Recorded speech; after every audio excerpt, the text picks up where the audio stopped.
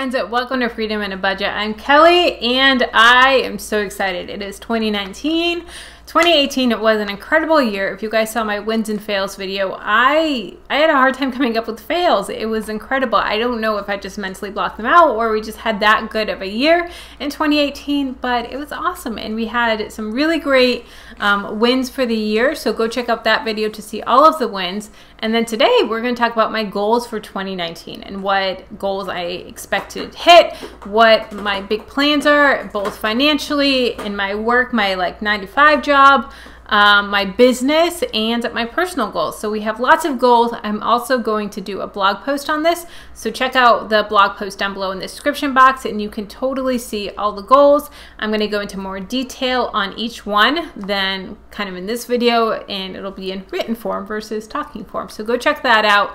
But I'm excited. All right, so we're gonna start off with financial goals. And this is I'm gonna say me, we, it's gonna kind of switch it up, but these are Jayme and I's goals. So all of these, the business goals, those are more just my goals because he doesn't do too much of the business with me, but he's a little bit more and more, which is awesome. But just know that if I say I and then we, just know that we're in this together. It's a partnership with my husband, Jayme and I, and sometimes I change the pronouns without kind of realizing it. But our 2019 goals. So first one is starting a stay-at-home baby fund. So as you guys know, we want to start having kids and we want me to stay home with the children. And I want a family of 10. Jayme wants a family of 2. So, or two more babies, family of 4, and I want a family of 12. I would love, love, love to have a really big family. Jayme does not want a big family, so we will compromise and probably have a small family, which I'm totally okay with having 2 or 3 babies. I've just always dreamed of a big family, but totally understand, why he doesn't want a big family. And, 2 kids would be so much of a blessing as well. So who knows what God's going to do? It is in God's hands, and, we kind of make our plans, but ultimately we trust the Lord of what he's going to do. So we're going to start a baby fund. Now, I asked you guys about a baby fund when I did my last Don't Get Friday of how much you guys thought. And I don't think I worded the question properly. A lot of people were talking about how much we need to save to raise a child. And that is not what we're talking about when I talk about a baby fund. The baby fund is just kind of going to be a hills and valleys fund. For when I quit my job, we're going to be living off of Jayme's income and then my business income. And so just a fund of kind of some extra cash, almost like a second emergency fund that we can pull from if money is tight. So more of a hills and valleys fund is, you save more when you're up on the hill, and then when you're in the valley, that's the rough times, and when, your water, your crop is kind of dry, your money is kind of dry. So we're going to be saving for that, so that when months are a little bit tighter, like if Jayme's not going on as many gigs, then we would pull from that fund if we need to, if, we're having trouble, kind of meeting our bills for that month. So what we're going to start doing is we haven't come up with a set amount of how much to save, but we're going to start with $500 a month. So who knows, that may go up, that may go down, depending on as the year goes on. I'm also going to do a total year budget for you guys, where I do my monthly budget for you guys twice a month. I do a mid-month and end of the month budget, but I'm going to do a year-long budget to see how we can hit our goals and just kind of plan out the whole entire year, which is a little nerve-wracking but exciting, and I'm really excited for it. So stay tuned for that as well. So we're going to do the baby fund, and then the second financial goal that we have this year is saving $45,000 for a down payment. So as you guys know, we did our car fund. We saved $25,000 for the car fund. And then we also saved $20,000 for the down payment fund. So we have $20,000 in that so far. Our goal is to add an additional $45,000, and that's on top of our other sinking funds. We still have sinking funds. We're still saving for a new car for Jayme. We're still putting the $500 in the kid fund. So we do have a lot of savings that we're going to be doing this year. We primarily live off of Jayme's income now, and then my income from my 9-to-5 job, that basically goes to our sinking funds. So I hope that kind of, you know, explains why we are able to hit so many goals. And a lot of that is we also are, you know, working on living off of Jayme's income, so that when we do stay home, when I do stay home, we are able to, and we feel comfortable living off of just his income and not worrying about my income. Now, when I stay home, we're not going to hit as many savings goals, you know, down the years down the road, because, you know, we're going to lose $50,000 worth of income. But my goal is to, which I will talk about later, is to increase the business and start working on that. Okay, so now for the business goals. Now, a lot of these are ones of certain metrics, and then other ones are ones that I can control, ones that I can't control. So the first one is 25,000 subscribers. I'm ending 2018 with 15,000 subscribers. So my goal is to gain another 10,000 subscribers. Now, I can't control that too much, but I can control it somewhat. You know, if I'm putting out good quality videos, if I'm doing collabs, if I'm hosting collabs, different things like that, different partnerships that I'm doing, those are going to gain subscribers. So if I was just kind of stagnant in my YouTube channel, then I probably wouldn't be gaining any subscribers. I may be losing subscribers. So having the, you know, big goals and big, working hard at it, I can control it somewhat. So 25,000 subscribers at the end of 2019 is my big goal. And part of doing that is my next one, which is 5 videos a week. So as you guys know, I upload Monday through Friday pretty consistently. I didn't upload a couple days. I think I still got full 20 videos out in December, but I didn't do every day Monday through Friday, just because of sometimes with holidays, they don't get as many views. And so I kind of worked around that. But typically Monday through Friday, every single day, I upload a video. And I want to continue that in 2019. Next, as you guys know, I launched my blog this year, which was so incredible. I came out of FinCon and absolutely loved it. And my biggest goal was launching a blog, which we did in a matter of 2 months after FinCon, which was super successful. And so I'm so thrilled with it. It looks absolutely amazing. Jayme did an incredible job with it. So my goal for 2019 is to do 2 blog posts a week to get great content out for you. And sometimes those blog posts will correlate with videos. So for instance, today's video will have a blog post that goes along with it. Sometimes they will, sometimes they won't, or sometimes I may just do a straight blog post with no video attached. I'm gonna mix it up for you guys. Next is 10,000 subscribers on Instagram. I am ending 2018 with just under 5,000 subscribers. So I want to have 10,000. I want that swipe up feature so bad. It is incredible. I love it. Absolutely love it. So I want 10,000 followers on Instagram, and I'm going to be working hard with collabing with other people, doing some lives, really upping my stories game. I never used to post stories, but I recently started and I love them. They are so much fun, and I want to do a lot more of that. Some of my favorite Instagrams are Because of Dave, Lydia Sen, The Budgeting Wife. Their Instagrams are just incredible. I absolutely love them. So I'm really trying to up my Instagram game. Next, I'm going to be working on 2 courses. This is another thing that I came out of FinCon wanting to start. I actually wanted to do them before 2018 was over, but that just did not happen. And so my goal is to launch 2 courses in 2019. One of them is going to be on groceries and how to cut your grocery budget. As you guys know, I have a super low grocery budget. We only spend $200, Jayme and I. And one of my best videos is how I only spent $100 in groceries when I was getting out of debt.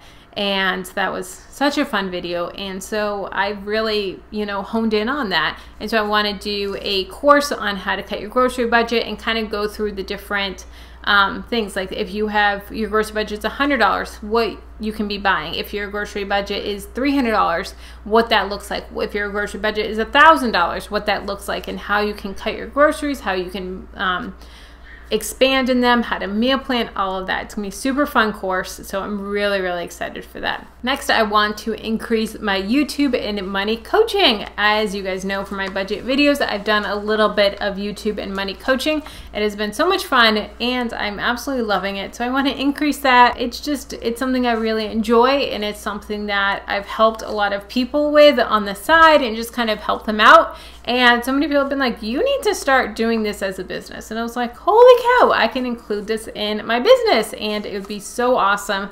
and something that I can continue when I do stay home with the kids. The last one for my business goal is to increase my side hustle. I made 15.8% of my take-home pay last year. On average, it was 15.8%. The last couple months of the year, it was actually 25% of my take-home pay. And my goal for 2019 is to have it be 50% of my take-home pay.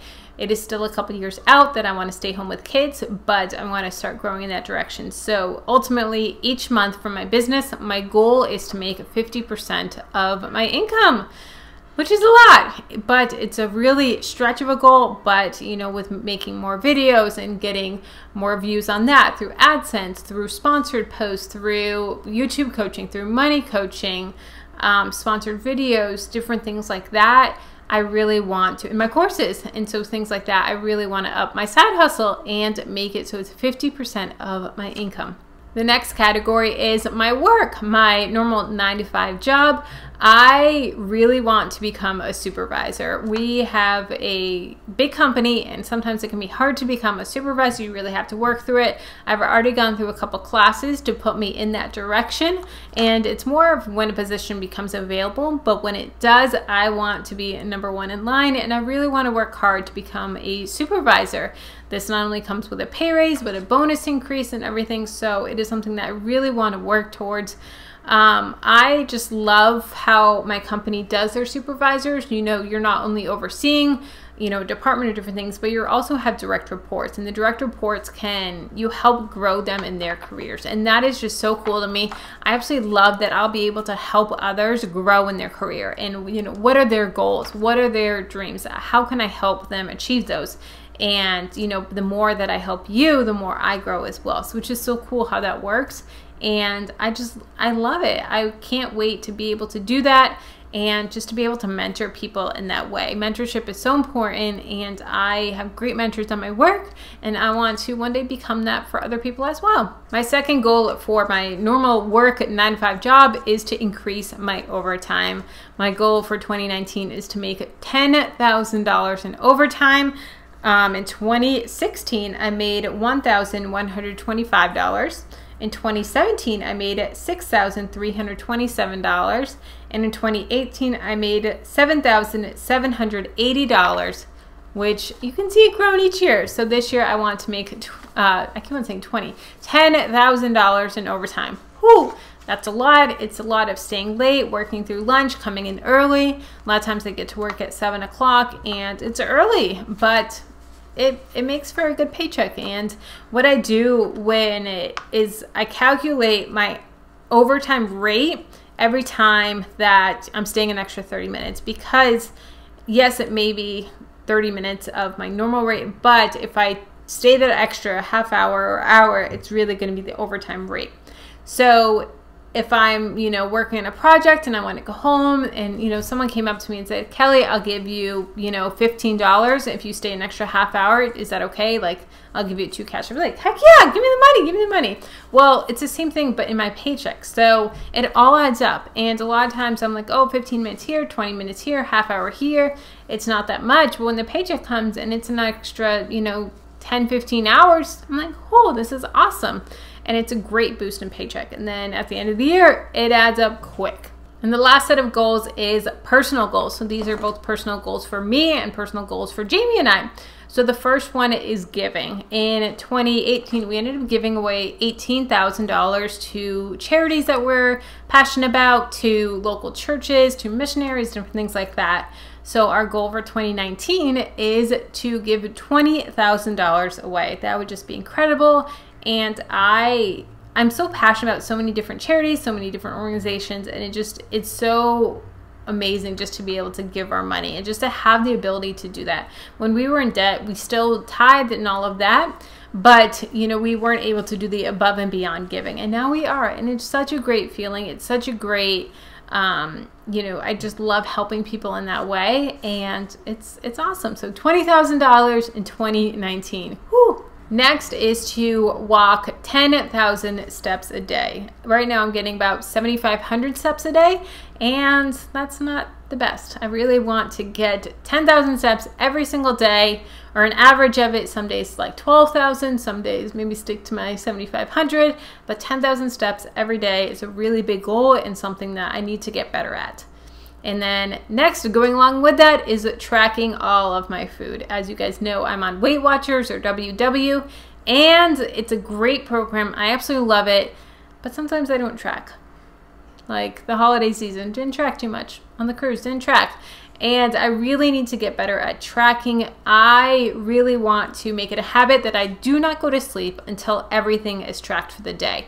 I've noticed that even when I'm not making good choices, if I'm still tracking it in my food, in my app, that I'm still making better choices over the whole week. So even though that day may be bad, I'm gonna make up for other days. Whereas if I don't track, then, oh, it is what it is. Nothing I can do, you know, and I screwed up, I messed up, but I don't take accountability. Whereas when I put it in the app, I really take accountability of it, and I make sure that I do better the other days to offset it. Next goal is a library card. This is something that I have been slacking in. I should have a library card. We actually have a couple really big libraries in our city, so I really want to get a library card and research their audiobooks version of the library book, or what they offer. I know that some partner with Overdrive, so I really want to check that out and see what I can do for audiobooks. I want to become more of a reader. I've never been much of a reader, and I love books. I have a whole bookshelf, but I don't have time, and I know that's not a good excuse. But to offset excuse is I could be listening to audiobooks. I could be listening to them at work. I could be listening to them when I'm driving, and I think that I can still make really good use of that time. Typically, when I get home from work, I work on my business from 5:30 when I get home. I cook a quick dinner, and then I work straight on my business until 9 o'clock at night when I go to sleep. I don't watch TV. If I watch one TV show, I typically feel guilty. Sometimes I do offset it and answer comments and different things like that while I'm watching the TV show. But I don't have time to read a book. I don't have time to just sit there and read because I'm working on my business so much. And I put in 30 to 40 hours on Freedom in a Budget business every single week, on top of my normal job where I work 55 hours a week. So I really want to read one book a month, or listen to one book a month on audio tape. That is something that's really important to me, and I really need to get better at that. Okay, my last goal is one massage a month. I really want to get better at self-care and, you know, just investing more in myself and getting some facials, getting some massages, and, you know, working on just taking care of me. I don't want to get run down when I'm not taking care of myself. That's when you get sick, that's when you get worn out, and then you just kind of take a hiatus. I don't want that to happen. I'm so passionate about this business and my career and different things and the goals that Jayme and I have. And a way to make sure that that doesn't get burnt out is to make sure I'm caring for myself. So massages is definitely one way I can do that. And I get so tense, my like knots in my neck and everything, they get ridiculous. So definitely having massages is going to help with that. So guys, that is all of my goals for personal, business, work, and financial. So guys, let me know what your goals are. Make sure you check out the blog post down below in the description box on my new blog, freedomandabudget.com. It's really exciting. It's really coming along how much the blog has grown. And if you would like to be a guest blogger, let me know. We may be able to work something out where you can post on my blog as a guest writer. So guys, let me know your goals for the year. I would love to hear them. All right, guys, I'll talk to you later. Bye.